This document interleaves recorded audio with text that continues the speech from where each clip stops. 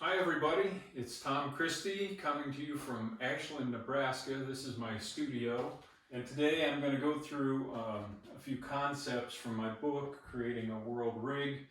Three topics: creating winning patterns. How do you do that? What are some of the important things around creating a good pattern? Number two, assuring proper flotation. So we'll go through some concepts around that. And then projecting life from a distance. How do you do that? I don't pretend to have all of the answers, but I'll talk about what I know and what I've learned, and hopefully that'll be helpful to some of you. All right, let's jump into the presentation. I'm going to go through this material pretty quickly um, so I don't put you to sleep. But I talked about three key concepts here: creating winning patterns. We'll talk about that, assuring proper flotation, and projecting life from a distance. So how do you create your own great patterns? And I have a couple of criteria. When I think about a good pattern, it's going to portray the essence of the species by having an accurate head and body profile. Kind of goes without saying, but it's surprising how many people miss that part when they put their pattern together. And number two, it needs to look alive on the water and project from a distance. This is just a picture of three patterns from my World Rig book. And I like to line the patterns up at the water line and see how they project together when I'm creating a three-bird rig. So how do we make accurate head and body profiles? The internet is a great resource between Google, PBase, Flickr, and other databases for photographs that you're probably already aware of. There's just a million pictures out there for pattern reference. This picture alone probably has 100 good patterns within it if you blow that up. Water level photos are best, and we'll talk a little bit more about that. A pleasing pose, you can find a lot of pictures of birds. Not all of them are good looking birds, and we'll talk a little bit more about that. It needs to portray the species well. The head profile, look for light through the nostrils. I'll show you some examples of that. The body profile, assure full length and depth. And dry birds, not wet, soaking wet birds. It's tough to find a head and body profile both in the same photo, so I do a lot of combining of those and then use reference materials to assure the sizing and proportions are correct. So let's look at some examples of each of these. So water level pictures are the best. I normally look for a flat line here at water level. You can see on this bird and this bird, we don't have a good flat line. They're almost water level, but suspect. Whereas these have a nice flat line below them, good profiles on the birds.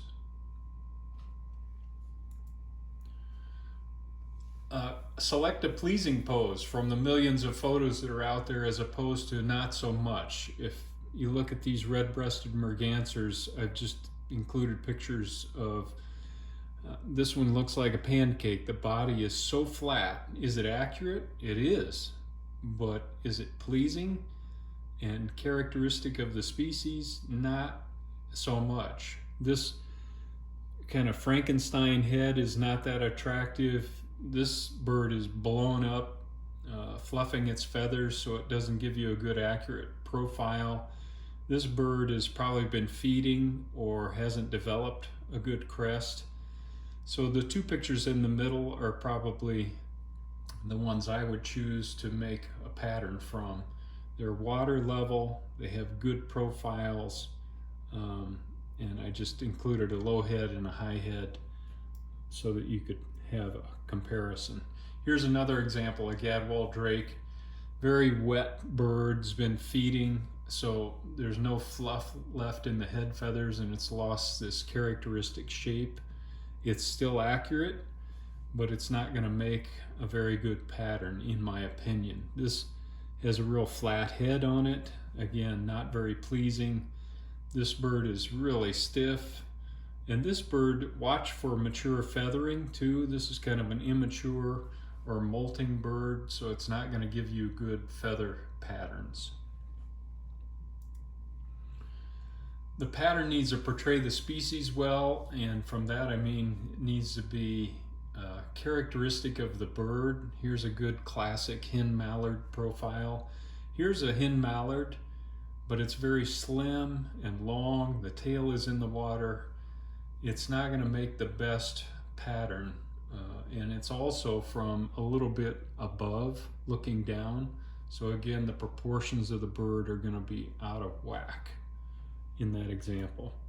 Here's a hen gadwall, good profile, good flat line here at the water level. Here's a hen gadwall for sure, but it kind of looks like a football body. The feathers are dropped down. It's accurate again, but it's not pleasing. Another example, Drake widgeon, good clean profile, nice alert bird. This bird looks real blocky from a body standpoint.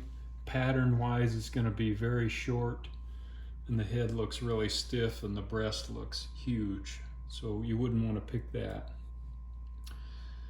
A good head profile through the nostril. If you can see daylight through the nostril, you can be pretty confident it's a good clean head profile. Kind of goes without saying, but I look for that when I'm looking for good pattern material. Full body profile, assure full length and depth. You can find a lot of pictures with the body at an angle, and if you make a pattern out of that, it's going to shorten the body overall and make it look too short. This is a good head and body profile at water level of a gadwall drake. Here's an example where I might combine two. This is a nice body pattern at water level. The head, though, is slightly turned and has got a bad hair day. It's got wind blowing its crest, and if you want to carve it that way, go for it, but you're going to see birds more like this more often. So I would combine a good head profile with a good body profile to make a good pattern. Here's an example of a mallard drake. It's nice relaxed head profile, but the body is turned. So if you just made a pattern out of that, your body is going to be way too short in proportion to the head. Another good thing to look for is this notch area. If you can't get daylight through the nostrils, which happens sometimes, you can still get a good profile. But if you can see both of the points of the notch, that head is turned in this direction and won't make the best profile. The head is going to be thin this way because the head is turned. So I look for that and discount ones that don't have a good profile. This photo is a little blurry, but it gives you a nice, that's okay for a pattern. You can still make a good pattern. It's got a good full body profile and head profile. Here's a nice body profile, so I'll save those and I'll even put on the picture body for future reference. And then the head is slightly turned here. Here's another nice low head, full profile body and head on a black duck. Here's a nice head on a gadwall, but the body again is turned. So if you made a pattern out of that, it's going to look like a huge head on a football. Here's another nice head profile, characteristic of a red-breasted merganser. Here's a nice head and body profile of a shoveler. Again, at water level, nice flat line here, which indicates whoever took the picture is down at water level. Another good full body profile, hen pintail. Nice full body profile of a golden eye. So probably enough on that. Again, use the internet. I search through thousands of pictures before I'll come up with 10 that I'm interested in, and then go back to those later and maybe combine. pictures, head and body profiles to make a good pattern. So how do we make a pattern look alive on the water and project from a distance? A pattern's not going to do that without color and carving, of course. But it's important for projection that you get a good pattern from the get-go. So you want a clear and distinctive head profile. You want proper body attitude on the water. You don't want it sinking too low. You don't want it bobbing like a cork. There's nothing, and you want it level. So the proper draft needs to be planned in the pattern so that when you float your decoy and it's all painted and everything's done, you're not saying, oh my gosh, it's too low, it's too high, or it's listing. Paint and proper flotation, like we said, are keys to projection of life on the water.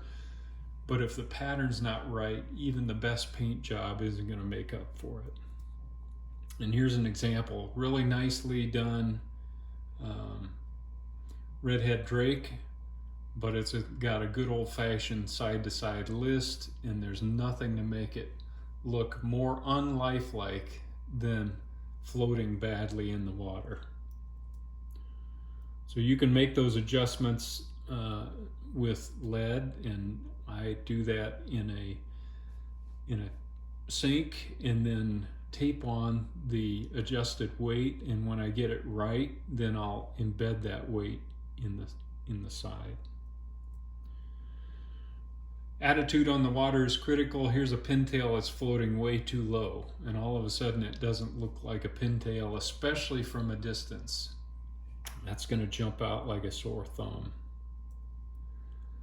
A reared back attitude on the water, it looks unlifelike and unnatural, or a nosediver. So you can see what the proper attitude does for the lifelike look of the bird. Preening birds often are challenging on the water, but you can still win with preening birds. I've just got some examples. My 2002 World Champion shovelers, I had a preening hen bird, and it projected well from a distance. I kept the head up so that you could see a clear profile from both sides. Here are my 2009 World Champion eiders. They were just unmistakable from a distance, and good flotation. The color jumps out. The size really made a difference. This hen really looked alive on the water. Just a few more examples, more preening birds. This was from my 2010 third in world black ducks with a hen mallard. And here's a 2013 World Champion greater scaup that did have a preening bird. But again, you could see the head profile from most positions of the bird on the water. Here's 2016 second best in world red-breasted mergansers. Again, an animated pose, but the head you could see from pretty much all directions. And 2017 third best in world gadwalls with a tucked head drake. 2020 canvasbacks, just showing some examples of projection from a distance on the water.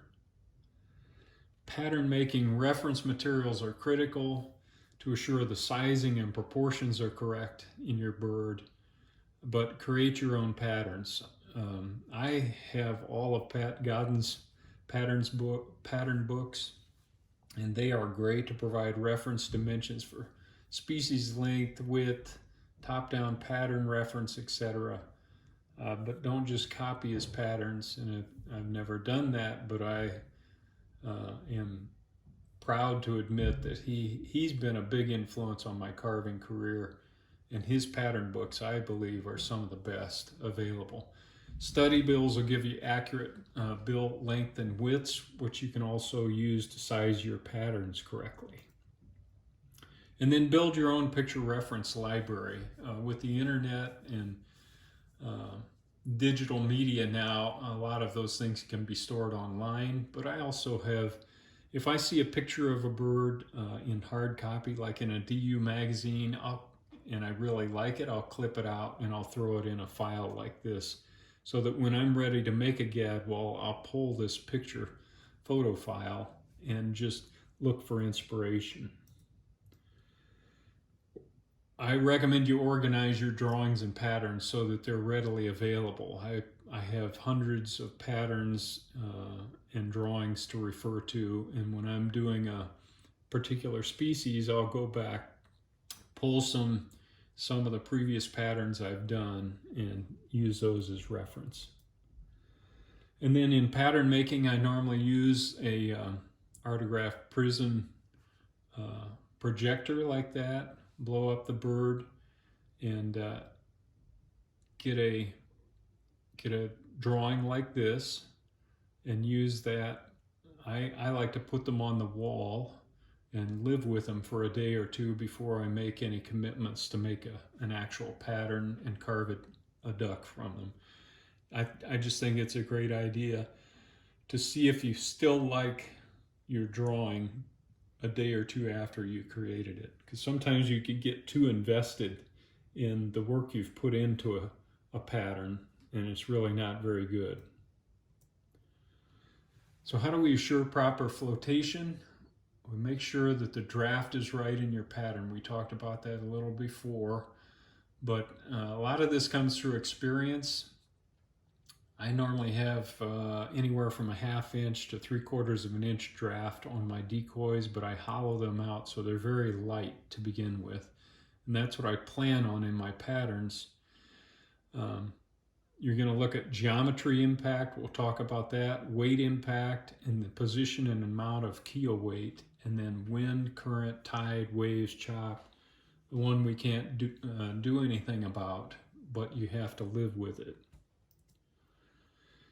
So allowing for the proper draft in your pattern, I just thought this was a nice example of how things have changed for me over time. This is a 1986 gadwall decoy. It was a Magnum decoy made of basswood 36 years ago, unbelievably. The painting is a little rougher than the bird I made recently, but I would hope I've gotten better over time at painting.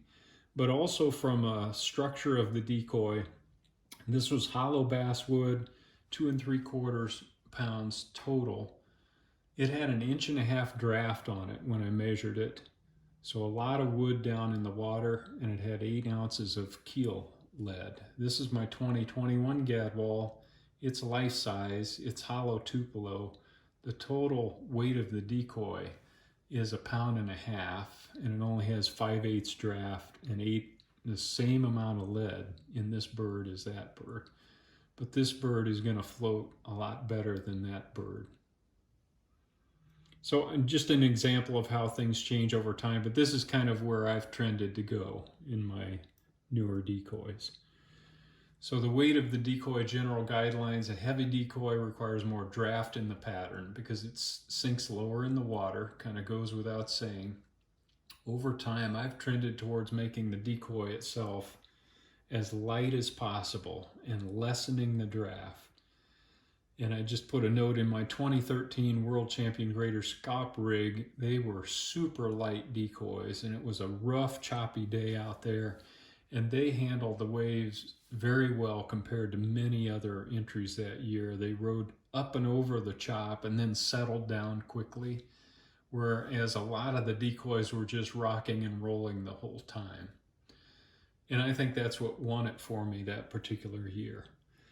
Reducing the weight above the waterline will allow the center of gravity and lower the center of gravity and help the decoy stabilize or settle quicker, in my opinion.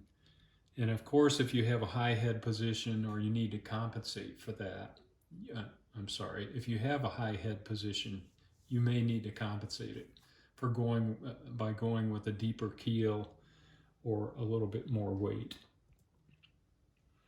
The geometry of the decoy impacts how it floats, and these are some general guidelines. Puddle ducks generally have the tail higher and more undercut. In other words, their tails ride higher out of the water. This makes them somewhat more challenging than divers in floating stability. Divers are generally shorter and wider, with tails close to or in the water. And a tail on the water can really help flotation stability because it gives you a broader surface in contact with the water. Higher heads are more challenging to stabilize.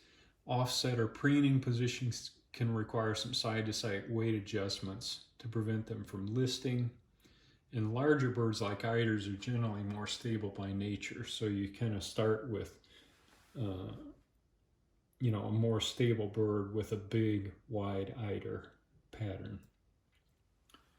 The position and amount of keel weight, general guidelines, puddle ducks, the weight is generally centered or closer to the front of the bird to make that tail ride up and out of the water, keep it from sinking too low in the back. Divers, the weight tends to be needed more centered or toward the rear of the decoy to keep the tail down and float level. I've come to use about 4 to 8 ounces of lead in the majority of my duck decoys, and I use an 1.5 inch walnut keel by 1 inch wide. High head birds do require a deeper keel at times for stability. A large, wide decoy may require a deeper keel and or more weight to self-right, which is one of the rules in most of the decoy contests. Keep the head as low as possible, keep the lead, as low as possible in the keel. And larger birds like brant and geese may need additional weight or a deeper keel to get them to float properly. Final keel weight positions are made during a test float before the decoy is painted, and I'll show you a picture of that. This is the way I do it. I tape on the keel, I tape on the weight so that I can move it around. I don't like a keel that's offset, so I like to center my keels and then make adjustments in weight in order to get the bird to ride stable. And I always strike a line around where I want the water line to be and make sure by the time I'm done with my adjustments that I'm right on that line all the way around the bird. Projecting life from a distance. This is a pretty tough concept, but head and body profile in combination with overall field markings is a part of the key. You've got to have the right color and projection of that color under natural lighting conditions. So make sure when you're painting, you take the bird outside periodically and make sure you're getting it in natural lighting conditions. Because a lot of people get surprised when they go to a contest and it's outdoors and the color that they thought they had is just sticking out like a sore thumb compared to the majority of the birds out there. Colors and features that can be seen from a distance. So I've just included a few examples of where this is my second in world 2007 redheads. They really showed up out there well in the bay. 2014 world champion eiders, just the size and the color of those birds, and particularly the hen, I think brought home the win on that day. Head and body profile in combination with an accurate overall field marking. So tucked heads, preening positions, sleepers are great positions, but they can really be challenging to get a clear head profile from a distance as a judge. So make sure the bird is easily identified from all positions on the water. Easy to say, that's not so easy to do, but this is where your pattern work comes in. Make sure that your pattern is going to provide an unmistakable profile of the species you've carved, so that you're, as a judge, you're not looking from a distance and you see this kind of brown round thing out there and you don't know if it's an eider, a hen gadwall, or is that a hen mallard? I'm not quite sure. So it needs to be unmistakable. So field markings can help convey a lot about the species from a distance, and avoid that potato syndrome. It looks great in hand, but it looks like a big or small nondescript potato floating out there on the water, and people are wondering, what is that supposed to be?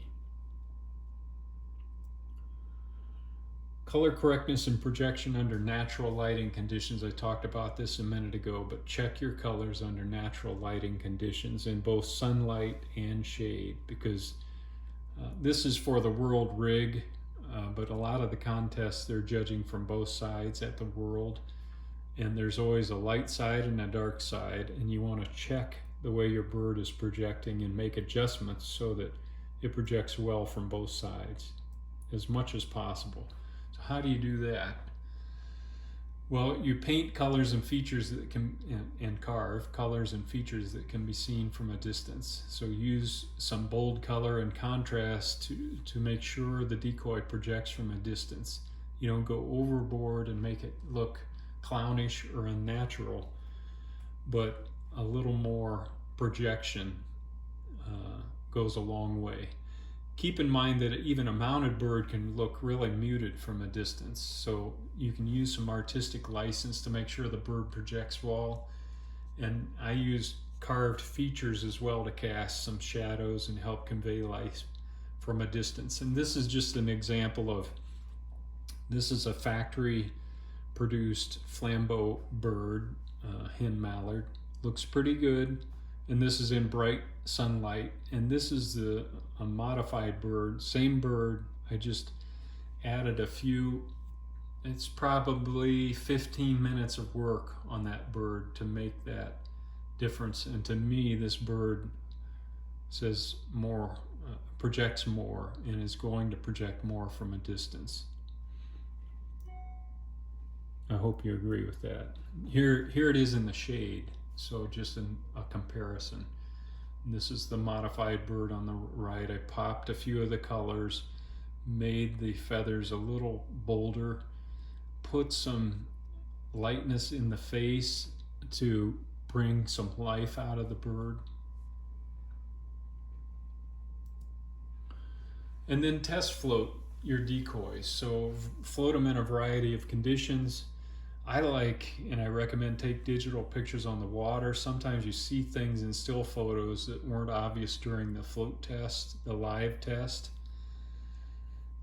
Like a row of feathers that look like a hard straight line from a distance. They look great in hand, but from a distance they begin to project as something unnatural.